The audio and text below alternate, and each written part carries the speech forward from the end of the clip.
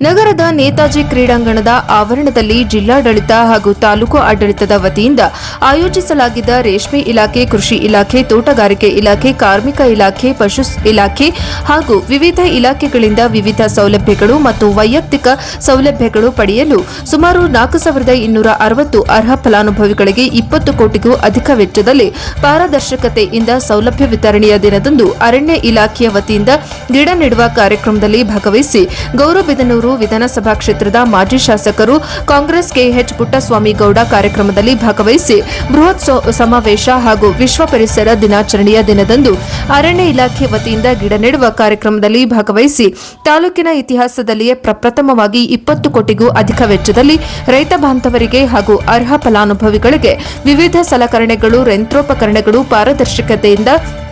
ಗುರುತಿಸಿ ವಿತರಣೆ ಮಾಡುತ್ತಿದ್ದ ಮುಂದಿನ ದಿನಗಳಲ್ಲಿ ಇನ್ನೂ ಹೆಚ್ಚಿನ ರೈತರ ಬಂಧುಗಳ ಸರ್ಕಾರದಿಂದ ಸಬ್ಸಿಡಿಯ ಮುಖಾಂತರ ದೊರೆಯುವ ಇಂತಹ ಯೋಜನೆಗಳು ರೈತರು ಸದ್ಬಳಕೆಗೆ ಮಾಡಿಕೊಂಡು ಸ್ವಾವಲಂಬಿಗಳಾಗುವಂತೆ ತಿಳಿಸಲಾಯಿತು. ಜಿಲ್ಲಾಡಳಿತಾಧಿಕಾರಿಗಳು ಉಪಸ್ಥಿತರಿದ್ದರು. ವರದಿ ವೇದಮೂರ್ತಿ, ಪ್ರಜಾಪವ ಟಿವಿ, ಬೆಂಗಳೂರು.